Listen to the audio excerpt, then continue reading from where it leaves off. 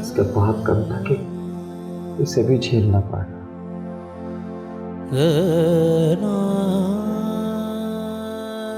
अमन बेटा, इस बेवकूफ की बातों को दिल पे ना लेना। इसको तो अकल ही नहीं है क्या बोलना और क्या नहीं। बेवकूफ है ये तो।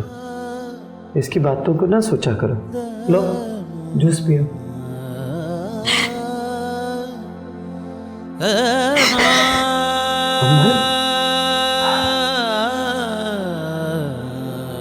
मेरा बच्चा, क्या हो गया तुझे? क्यों इस बेवकूफ की बातों को अपने दिल पे लगाती है? चुप कर जा, रोते नहीं बेटा। मुझे मर जाना चाहिए था नाना। अल्लाह ना करे, अल्लाह ना करे बेटा। ऐसी बातें अपने मुंह से नहीं निकालते। देख, हमारे नबी करीम सल्लल्लाहु अलैहि वसल्लम ने फरमाया, मायूसी गुनाह है बेटा, मायूस नहीं होते, सब ठीक हो जाए,